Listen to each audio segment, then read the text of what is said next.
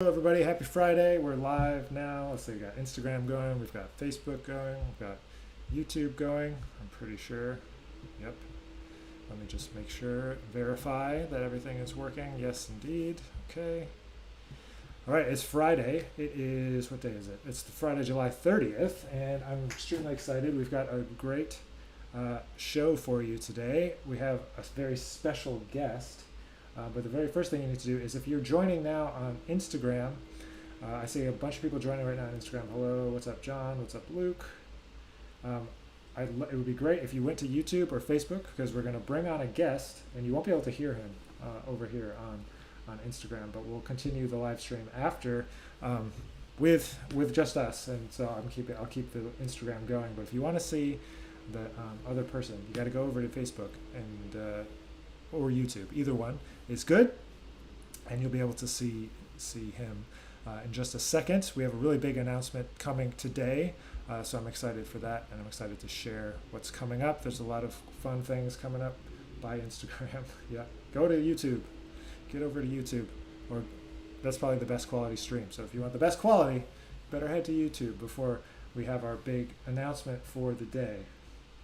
So as you might remember, the last couple of years we've had at UNT a wonderful event that has been supported by our university to build up the Jazz Trombone Studio. That's our Jazz Trombone Day, and we've had a lot of great guest artists. Last year we were able to have people like Elliot Mason and Reggie Chapman, and in our first year I got to be the guinea pig guest artist, so it's been a lot of fun, and we're going to continue that on this year. And we're very lucky to be able to say that we have a brand new sponsor for this year, a brand new presenting sponsor. And I just so happen to have someone from that company here to be able to chat with us today about that sponsorship. So the new sponsor for our 2021 Jazz Trombone Day is actually going to be the instrument company that I represent. That's Con Selmer, and specifically focusing on the King brand and the King trombone. The history of King trombones is really great, so we're really excited to be able to have Con Selmer on board. And I have the trombone product manager, who has been a great advocate for this event and a great advocate for the trombone all through this. This is Jason Smith, so I'm going to bring him here into the live stream. There's Jason. Thanks for being here, Jason. Hey, thanks, Nick. It's great to be here, man. Appreciate you having me on. Yeah, so thank you for jumping in and supporting our event this year and being able to help us get this competition going and this Jazz Trombone Day going. Yeah, it's really a pleasure for me, man, just to see all the work you've done, not only with your studio at North Texas, but globally, and your all the records you put out, all the stuff you're doing in the scene is incredible. And this Jazz Trombone Day has really turned into something special. So I felt like it was a great opportunity for us to jump on board and help support you guys in your efforts. And we are just thrilled to be a part of this event. Well, we're really thrilled to have you involved, and I mean, I think it makes a lot of sense. I mean, some of the biggest names in jazz trombone history played, Con Selmer brands like obviously the most famous probably J.J. Johnson played a King for a long time, and the other brands like Bach. I know Bill Watrous was a big Bach guy, and so we're just really happy to be able to add our little bit to the amazing history that's part of your guys' company and your brands and everything like that. So we're just really excited to be a part of it. So again, thank you so much for wanting to support our event. Yeah, we appreciate this collaboration for sure, and we're really looking forward to a great event and a lot of exciting things in the works. I know you're working really hard on the planning aspects right now, and we are certainly excited about the partnership developing and all the great things that's going to happen when the event comes around. So if you haven't been to the event or didn't watch last year's live stream or couldn't come to Denton 2 years ago, the event has a couple of aspects to it. So when I got to UNT, something that I felt passionate about was starting obviously a Jazz Trombone Day to feature the instrument and feature all the great artists in our studio and all the students who are working so hard, and feature our jazz trombone ensemble, the YouTubes, and at the same time, I wanted to start a jazz trombone competition that reflected some aspects that I felt were missing. It wasn't necessarily like a focus that I could jump in and offer some value to our trombone community. And so, if you know anything about the jazz scene, the biggest competition in the jazz scene is the Thelonious Monk competition, and they've only done trombone one time. So Yeah. we're feeling just a little bit left out, or at least I am. Now I would have aged out of it anyway, but so I decided that I wanted to have a competition as part of the event where we could bring in young artists to be a part of a competition that's like 30 and under. It's for young professionals. It's not necessarily focused on like yeah, ITA is great. They have 22 and under, 25 and under, which is awesome. It's kind of a student focused competition. I wanted to fill the gap for that next kind of age bracket of students where it's like you're done with school, but what do you do now? Well, you need some awareness. So that's what I'm trying to do with this trombone day and this jazz trombone competition, is get that little bit of awareness happening. So when I'm building this all to say that I'm really excited that we're going to be able to have a king trombone as the prize. So Jason, do you want to tell us a little bit about what we can expect as the prize for the jazz trombone competition? Yeah, absolutely. Certainly glad to jump in. So, part of this, first of all, this is a great idea. I mean, I love the fact that you're offering this new source, this new outlet for young professionals that may be out of school, trying to work and get their name out in the scene more. This is a huge step for people. You see it across other instruments, especially in the piano world, the string world. There's these competitions out there that really help propel the career, or at least get some notoriety out there in the field. So, for us as trombone players, we kind of lack a little bit of that once you get through the age group of ITF. I mean, you said it great. ATW, there's great opportunities there, but this is really specific for the jazz world. It's going to be a huge boost and exposure for any young players that are looking to get out there. So, what we're offering for this is a brand new horn. We want to provide the winner with a great instrument, something that they can choose to their liking. We have a ton of options in the King lineup, a lot of things that people just aren't as familiar with. So we can certainly work with whoever the winner is. But part of this will be definitely going through a lot of the portfolio. There's some great King models beyond just the 2B and the 3B. And people need to get a little more exposure to that may not know everything. So Mm. part of this for us, of course, is we want to just show people what we're doing these days. We've made a lot of great improvements going forward, and trying to push the branding, push the name out there. So we are so happy to be part of this event, and hopefully more people recognize the model Nick plays, the 3B Plus, which isn't a hugely popular model, but it's a really cool horn. If you're into sort of a medium bore 525, that's like such a cool voice you can get with that trombone as you do your unique voice, Nick. So we definitely want to use this as a chance to get more word out there for people, and what King's up to these days, because we've been very busy, and we really have some big plans in the future for doing more and more and just pushing the envelope. So this is just an exciting step for us, and I know we work really close. Nick's for everybody out there. Nick and I have really formed a great relationship the last couple of years since I've been in this position, and I look up to him as kind of a leader in not only the professional playing world, but also the educational world. We all know he has such a wealth of knowledge, and a great way of sharing that knowledge with everybody. So, we're excited to be a part of that, and really look forward to an awesome trombone day down at UNT.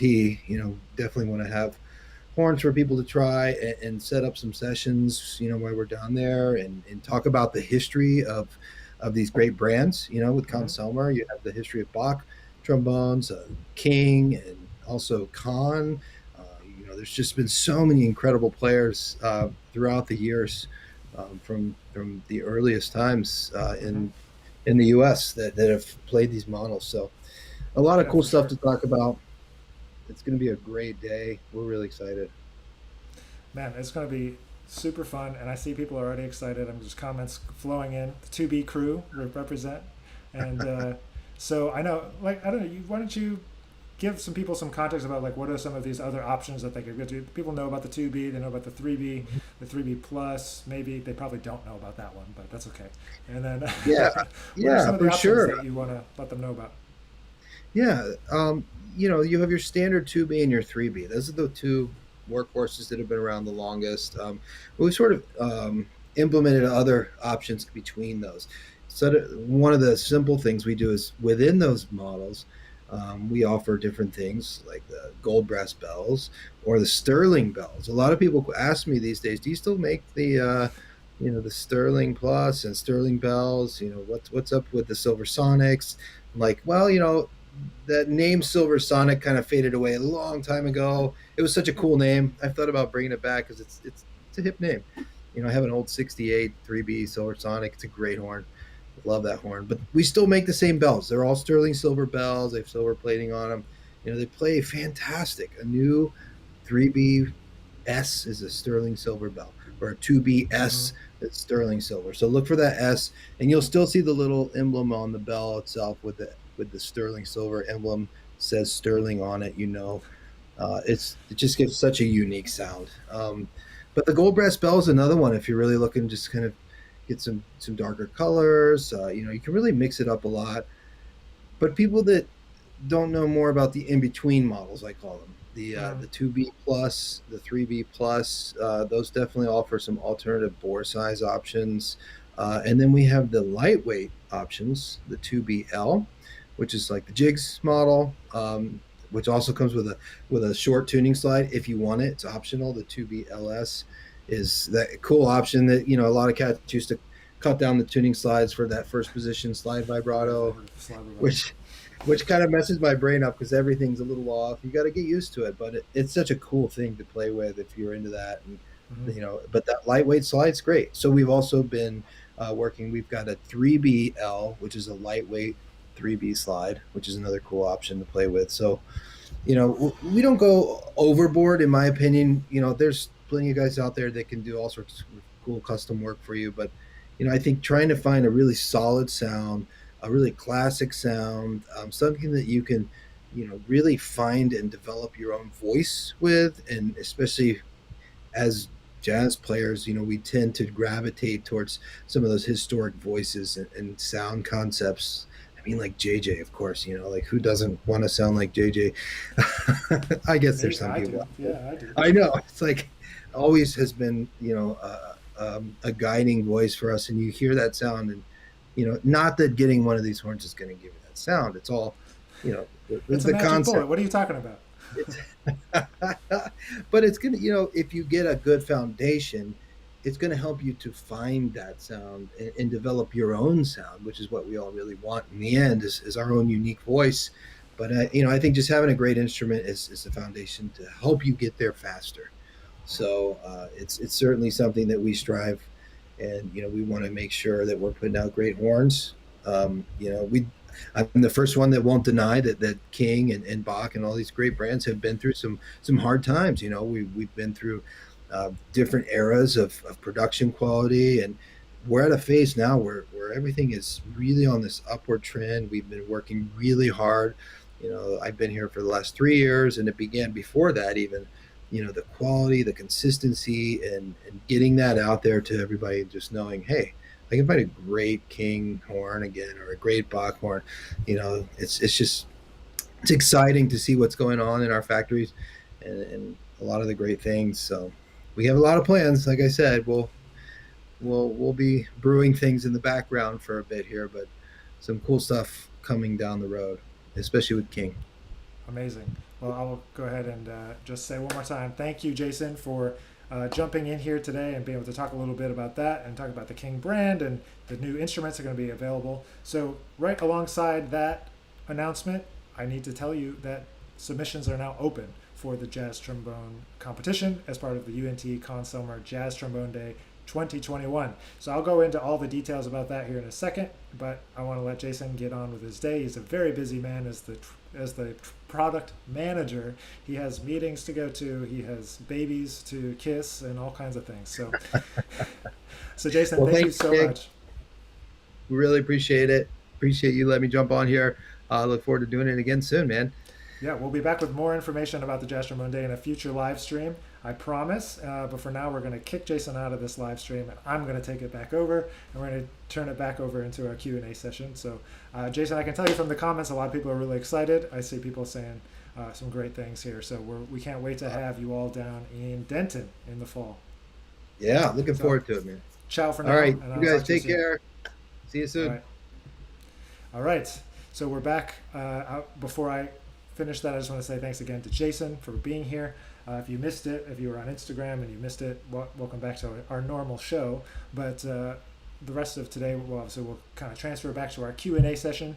We can talk about the Jazz Trombone Day a little bit more. I want to talk a little bit about the competition. As we said, it's sponsored by Con Selmer, and I have this great graphic here. The competition is now open. The 2021 Jazz Trombone Day competition now open, presented by Con Selmer, and of course we're going to be very thankful to have a King Jazz Trombone of your choosing as the prize, and those are open. Submissions are open. So tomorrow, Saturday, I'm going to publish a video that goes into detail on YouTube and on Facebook and on Instagram. You'll be able to see it. Goes into detail about everything that you're going to need to do, but the process is pretty painless. And my favorite part about the process is that it's free to enter. So that's really great. And it's not going to cost you very much or nothing to come to campus if you're a finalist. So those are the two things that are really exciting for me. We're able to have a reimbursement for your travel and put you up in a hotel for the finalists. And we have 2 divisions in our program, and that's 30 and under and 18 and under. So I'm trying to get really great young players a chance to feature their playing. So if you are 16, 17, 15, 13 and want to send in something, know that you'll be judged only against other people in that age group, and we're going to select one winner to get a virtual spot to feature their playing on the day of the event, on the Jazz Trombone Day. And our 30 and under winner will be that King prize winner. So if you go to the website where everything is, it's part of my website, I put it up here, Jazz Trombone, right? I grabbed this domain just for this purpose. And it's hard to say, but you just type in www.jazztrombone, but it's TROMB.1. But that's the website, Jazz Trombone, www.jazztrombone. And all the details are there, all the links are there, but it's open. All of the submissions are open. We want to hear from as many of you as possible. We had people from all 7 continents so far. Well, not Antarctica, so that's only 6 continents, but it's open to anyone 30 and under that wants to send in that does not have a recording contract. So I don't think there's any current Blue Note jazz trombone artists, so I think mostly everyone is safe from that exclusion, but we can't wait to hear from you. It's 3 tunes, a medium swing, a ballad or straight 8th tune, and an up-tempo swing, and I encourage you to send in original tunes. If you have recordings from other stuff, college auditions, whatever, that can kind of fit in here, we're happy to take those. So I'm just excited. So one more time, the submissions are now open. Here's the announcement graphic again, and hello to all of our people that are coming on the live stream. Hello Denver Jazz, Basudi, Ryan. We're going to open it up for Q&A here in just a second, but I wanted to put that graphic up. It is time to get your submissions in. And so here's the deal. The deadline is September 1st, so get moving. It's July 30th right now. It's a little more than a month to get them in. It's pretty wide open in terms of what people are going to submit. So it can be with a metronome, it can be with iReal Pro, it can be with Jamie Aebersold recordings, it could be with YouTube recordings, whatever, but we want to hear your stuff. So go to this website, Jazz Trombone, and check it out. Spread the word, tag a friend in the description of this. We're going to be posting tons of stuff, more fully detailed outline tomorrow of what's happening in the Jazz Trombone competition submission arena. So that video will come out tomorrow, but you heard it here first. We wanted to have Jason on to be able to talk about that, talk about the partnership and all of that. So that's that. So if there's any questions about that, feel free to come in here. Alton, I saw your great comments. Thank you. Thanks for adding there. And we had Luke Stillwell making some good comments as well there, and I know people are really excited, and I'm excited about this Jazz Trombone Day 2020. I didn't even say when it was yet. It's November the 20th, 2021. So if you want to mark that down, hi Ashley. If you want to mark it down, do you have a valve trombone? No, Alan, I don't have a valve trombone you can borrow.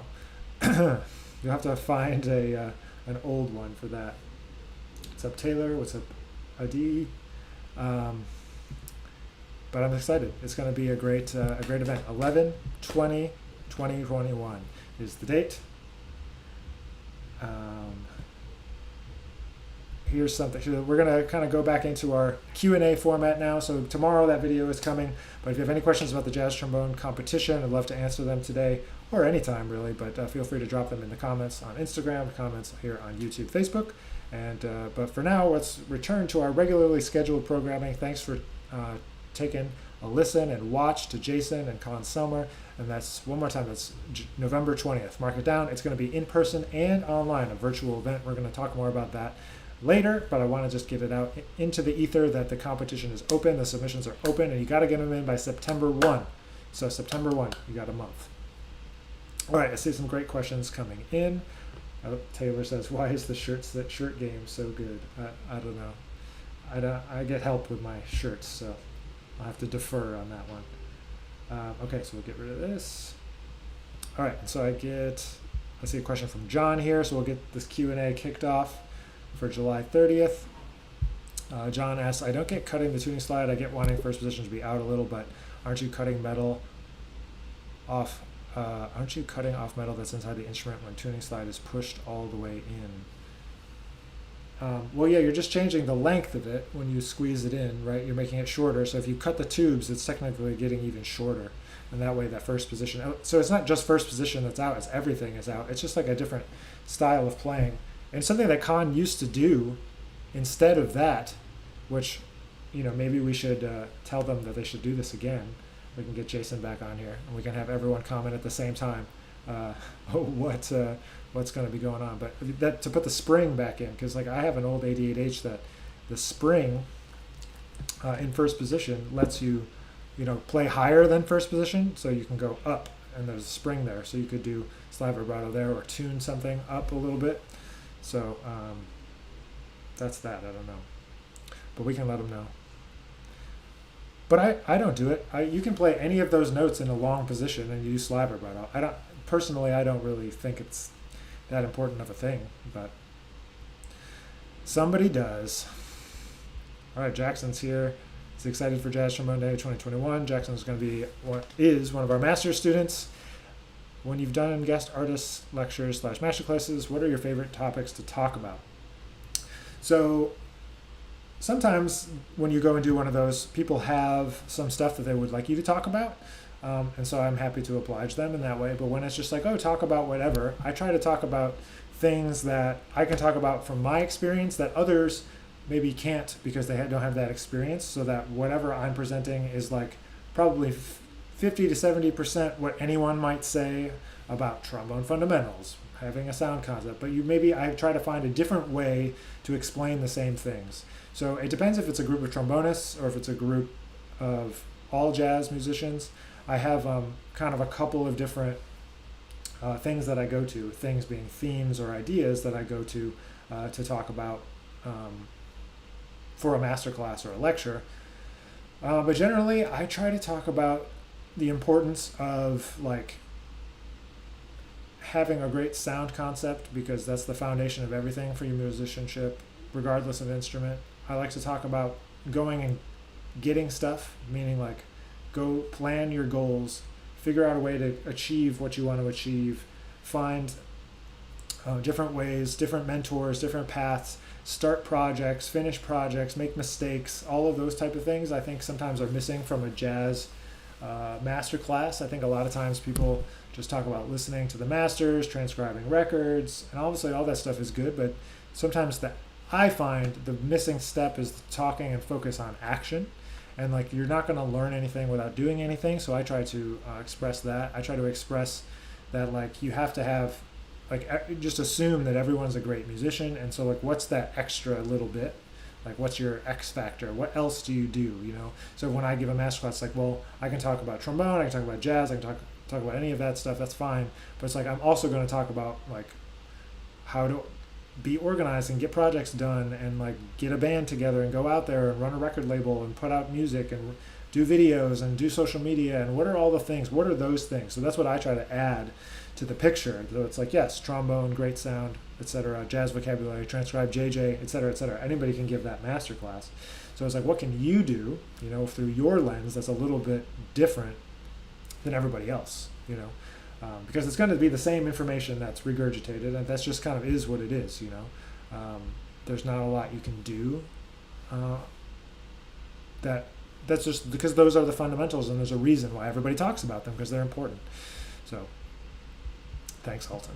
Alton likes the shirt too, I guess. I don't think you were at ITF that day, the day I wore the shirt.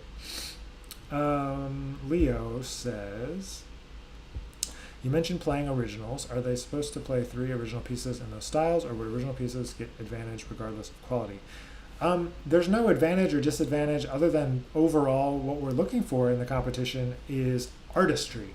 So if your artistry hinges on playing the music of Duke Ellington or J.J. Johnson or Clifford Brown or John Coltrane, that's amazing. But if you want to express like what you're about, you're welcome to share.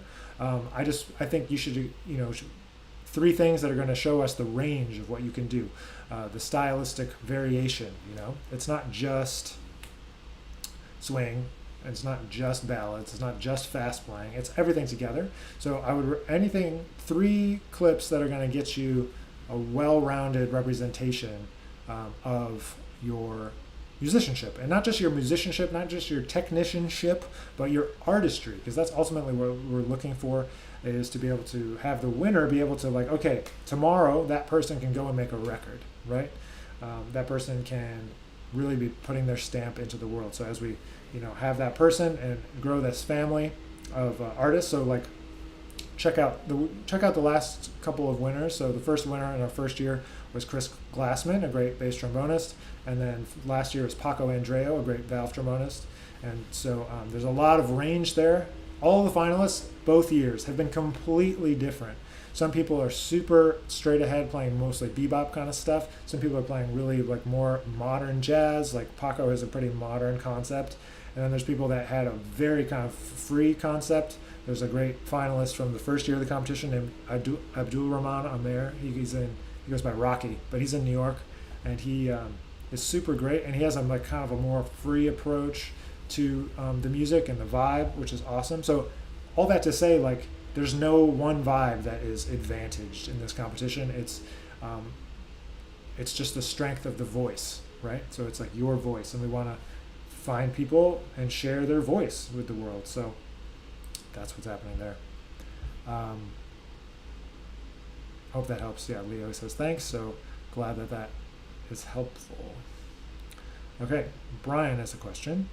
Brian asks, what's a gig you never should have taken? Oh no, a gig I never should have taken. Well, there's some things in reflection, like that I took a gig and then I missed some things that would have been good to be around for, like in just my personal life. And so that's a little bit disappointing sometimes. There's plenty of gigs that I shouldn't have taken that were crappy, but you have to go through them, and I don't think there's any way around it. You say yes. I think that's just like part of the process. Like the journey is like you say yes to everything. Yes, yes, yes, yes, yes, yes, yes, yes, yes, yes, yes, yes, yes. And then as you get more and more experiences, you can start to learn like, oh, I should say no to that. I should say no to that. But something in particular, I mean, there's plenty of just like regular old kind of gigs that it's not even worth mentioning that maybe I should have said no to. Or like some $10 big band gigs in New York when I first moved to town, like maybe I should have said no to them. But in all, every single experience allows you to meet other people. And especially when you move to a new scene, that's like the most important thing, is to get out and to meet the people and get involved with the scene and not just sit around and complain and stuff like that, So it's an important part of it. So I don't know if there's anything in particular that I should not have done. But yeah, hope that helps. What else? We got November 20th. We got, that's the Jazz Trombone Day. It's open now. We want to put up that website one more time. Whoops, it's floating right over my face here. It says Jazz Trombone. That's the page for our studio, UNT Jazz Trombone Studio. It's got some information on the studio, but also all the links to everything to submit for the Jazz Trombone Day. So make sure you let your friends know. about it, unless, you know, I guess if you don't want them to enter, you shouldn't tell them. But we would love it if they entered. And I mentioned this in the video tomorrow, but if you're not watching that and you're watching this instead, that past finalists are definitely encouraged to apply again. Past winners, though, are excluded. You can't win again, sorry.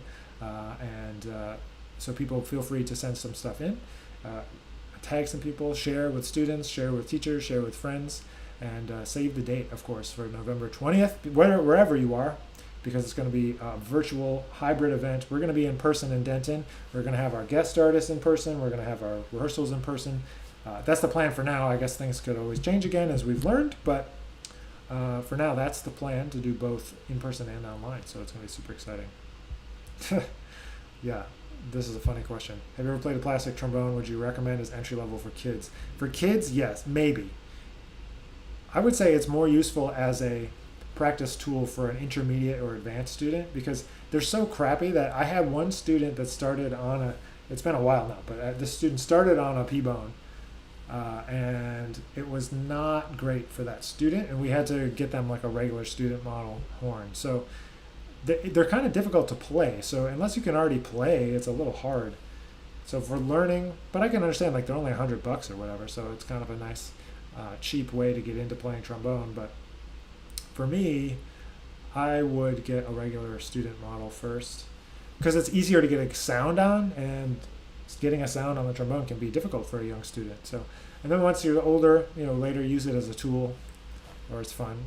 There's one top secret video of me playing one on a gig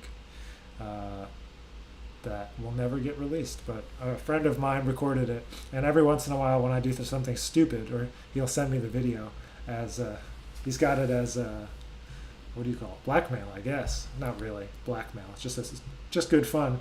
But yeah, one time from a gig, where was the gig? I think it was at the Zinc Bar in New York. But anyway, so I have played them. I'm not a huge fan, but just because of the playability, it's not really great. So, all right, it's our Q&A, our Friday Q&A. So if anybody has any other questions, feel free to drop them in. Instagram, we've been light on Instagram questions today. So if you're on Instagram and have a question, feel free to drop them in. Talking jazz, talking trombone, talking jazz trombone day, talking music business, whatever. If you didn't know, we're approaching 80 episodes of this show. I started it in December of 2019, when I had been meaning to do this kind of thing for a really long time, and I finally just said I'm going to do it. I'm going to do it for 100 episodes, and then we'll see what happens. So we're well on our way to 100 episodes. We're approaching, this is probably 78, 79, and so we'll keep going for the next couple of weeks. And then in a couple of weeks, we're going to switch the time to kind of fit my school schedule, because obviously school comes back in session at UNT in a couple of weeks, and that makes things a little bit more busy. And going back in person after a year of being at home was also going to make things a little more busy. So, but I'm excited to keep moving. And if you're out and about in the world, I've got some gigs coming up. I haven't announced them all yet, but I can let you know. So if you're in, if you're in Detroit or in Michigan at the Detroit Jazz Festival, I'll be there with Anat Cohen and the Tentet, which I'm excited to get back on the road with. That's Labor Day weekend. So we're there on Labor Day, I think, on Monday. And then playing with her, we're going to Portugal. So if you're in Portugal, in the Azores at the, what's the name? Angara Jazz Festival. That's in October. So we'll be there. That's, I think, the first weekend in October. And then a couple weeks later, October 23rd, my band is actually booked. So I've got my first gig back, rescheduled from the tour. More is coming along those lines, but from the tour back in 2020, March, we're starting to reschedule those dates. And so that's at the Side Door, one of my favorite venues in the Northeast. So the Side Door, which is in Old Lyme, Connecticut, kind of a little bit outside of New Haven, towards Providence from New Haven. But it's a really great room if you've never been there. They're reopening this fall. I think the first weekend of September they're reopening, so it's going to be a lot of fun. And so those are a couple gigs coming up, and I'm really excited. Also, I'm going to be starting a second live stream show during the week where we're going to play. it's been a while since we've been able to have focus on being able to play. So we're just going to get together and make some music. Probably no Q&A portion of that at all, but we're going to get together. I think it'll be on Monday or Tuesday nights, at least once a month or twice a month. And so I'm excited to get that going for the fall. And man, I've been working on a lot of projects this summer. Hope you've also been having a productive summer. Next week, I'm launching a brand new book, a book of duets. If you were at ITF, you may have gotten your hands on them, but so I'll tease it now. But it's coming next week on Wednesday, launching a new book of duets, and then a new course, and another new course. So this year I launched a rhythm changes course. If you haven't checked that out, and I launched what was the next one? Oh, the composition mini course. So we're going through some jazz composition stuff, and then got one more coming up this year. So there'll be 3 courses this year, and the book. And then I just finished the draft of a real book, a writing book. So I'm excited. I don't know when that's going to come out, so I can't even tell you. But I'm excited. I've been working on that for a long time, and if I've never knew how much work it was to write a book, now I do. I've written plenty of music books, but a real book is a real like reading book is hard. Here's some questions rolling in here. What's up, DJ? Okay, from Jeremiah Cooper first though. What have you been listening to lately? Any recommendations? I've been listening to some books on tape. I guess they're not on tape anymore. Audio books. I mostly keep up with what's on the new jazz playlist, to be honest, because running the record label, I'm trying to know kind of where things are going and what's happening. So that I haven't been listening to anything in particular on repeat necessarily, but I've been checking out State of Jazz playlist. I've been checking out the Outside of Music playlist, which is This Is Jazz Today. And if you want to find a kind of more straight ahead kind of one, the State of Jazz on Spotify is cool, but the This Is Jazz Today playlist that we curate ourselves is more kind of like straight ahead stuff. The State of Jazz is a little bit more fusion-y, crossover, whatever you want to call it. Like, it's all good, but just a little different. So I'm listening to that, and some books on tape. I just listened to Sapiens. I finally got to that from by Yuval Harari. It was a really great book. Super interesting, man. Super interesting. Non-fiction book? What are you talking about? What's my favorite non-fiction book? Or what am I writing? It's a non-fiction book, if that's what you're asking. Okay, going back, there's a question on Instagram, so I'm going to get to that. So that's from DJ Rice, one of our master's students at UNT. Is there anything you feel like is missing from jazz trombone pedagogy? That is a great question that I would love to know the answer to. I don't know. I mean, I think that's why I wrote this duet book that's coming out next week, is that I thought there was a dearth of resources for 2 trombones that did not include rhythm section, that include a lot of improvisation. So this book of duets, which I'll talk more about next week, is a collection of duets that puts improvisation and 2 trombones at the core. So it's not just like minus a rhythm section, and it's an arrangement and you're just blowing.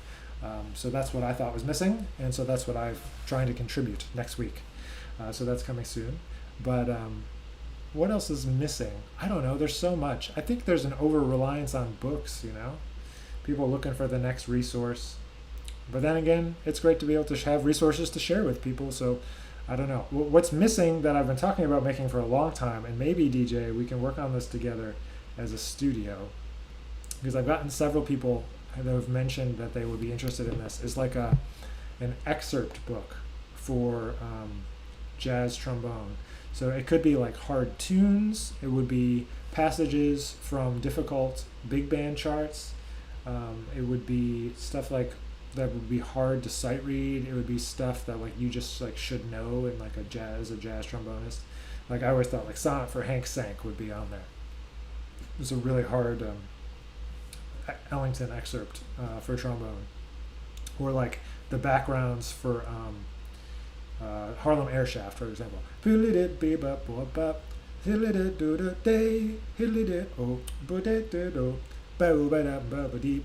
Like different things that like they kind of require not only being able to read it and it's weirdly written, but also to be able to interpret it. Like Getting Sentimental would be in there too. Like, can you play this Tommy Dorsey thing? but I don't know what else. It would take a while to kind of research and think, like, not a transcription book, so not like more JJ solos, more Curtis solos, more slide solos, but like excerpts from charts, you know. So the only difficulty when you do something like that is that then there's a lot of like publishers involved and copyrights and stuff. So I don't know if we'd ever actually be able to publish it, but I don't know. It's an interesting idea. So if you want to work on that, DJ, we could work on it this year. Maybe you, me, and Jackson and Jack. We'll put our heads together and collaborate with some other educators, and we can find a way to make it happen. It'll be like buy like 10 authors because it's too much. Brian asked a question here, and then I see one hidden in Instagram. Hang on a second. Brian, can you play concert pitch treble clef music on trombone? Yes. Have you ever had to? Yes. It's some Ellington charts actually. Some of the transcriptions have concert pitch treble clef, but I always read concert pitch treble clef lead sheets. I don't like bass clef lead sheets. I like to just read it in treble clef. Okay. Here's a question. Oh, here's an interesting question. Does the band leader usually make more than the other musicians? And by how much? That's funny. It's definitely sometimes, but not always. This is not like an always or nothing question here. So does the band usually make more? It depends what we're talking about. So in a like wedding band, company band, event band setting, the answer is yes. Any sort of corporate situation, the answer is yes. The figure that I've heard is that basically whatever you're making, they're charging double for what you're making. So if you're making 300, they're charging the client 600 for you, right? Because they have to coordinate you, they have to pay you, they have to handle all this stuff. There's more expenses on their end. But if it's a jazz gig, like so if it's my gig and we play at Smalls, I'm going to pay the band and I'll probably make nothing, right? So because we want to take care of the band, and that's what happens a lot with creative, like more creative gigs. Is that you end up paying the band before you pay yourself. So, but there are stories of, plenty of band leaders over the years, like hiring younger musicians so that they can pay them less and keep more money for themselves. No one in particular comes to mind, and I don't know the finances of any of these things, but there are stories like that float around. But, in the long term, yeah, I mean, eventually you should make it a goal to be able to make what you need to make off the gigs, build up enough of an audience that you're able to pay your band fairly and have some more for yourself because, you've invested, however much over a period of 5, 10, 15 years in your music, and then eventually you got to get some return on that. So, or else it's not a business, right? If you always lose money, it's not a business. So hope that helps you. But if you're running like a wedding band, then yeah, you could do that. But I just find with money and music, like the best thing is just to be upfront and clear. And as if you're paying over union wage, like you're not gonna do bad by anyone if you're paying more than equal to or more than union wage. So just be clear, be conscientious, and just think about. I like to think like, what would I want? How would I want to be treated? What would I want to make on this?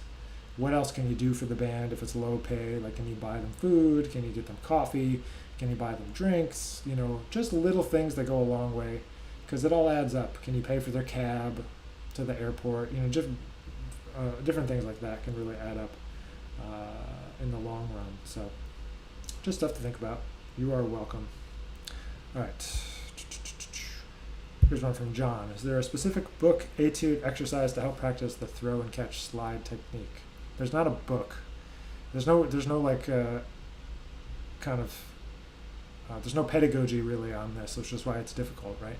So the technique that I use is to put my arm up against something, like a wall. I can't really demonstrate right now, but so if you imagine, or a music stand, like turn your music stand perpendicular, and then put your elbow right up on it, and so that you can only use your wrist, and you practice going 1 to third to first to third to first to third, play F to E flat, F to E flat, F to E flat, and just play that You're just throwing and catching, throwing and catching. Then you do first to fourth, first to fourth. Can you reach without having to move? So what I'm doing, you can't really see it, but I'm just turning my arm, my forearm. I'm not moving the elbow. I'm just throwing and catching with the fingers. So I guess that's an exercise or technique. And so by putting your arm up against something, it prevents you from being able to move it. And so you're relying on just your arm. So in general, with slide technique, the general idea that I aspire to is to have mostly fingers, mostly wrist, very little elbow, and just a very little shoulder. So only the arm full arm when you have to move a long ways. But anyway, I hope that helps. So get up against a door jamb, get up against a music stand, and you can kind of throw and catch that way. Just practicing that throw and catch. All right. Any more questions for today, or we can wrap it up? Thanks for being here. Thanks for listening to Jason. Thanks for letting me share all about the Jazz Trombone Day, which I'm very excited about, the Jazz Trombone Competition. So one more time, the submissions are open. All right, so submissions are open for the Jazz Trombone Competition. They're open until September 1st. You can go to this website, Jazz Trombone, so www.jazztromb.one. ONE, right? So go check out the website. You can get all of the information there on the Trombone Day and how you can be involved, all the prizes, all the things. It's all there for you to take a look at, and we can't wait to have you there for the event. We can't wait to hear your entries. Yeah,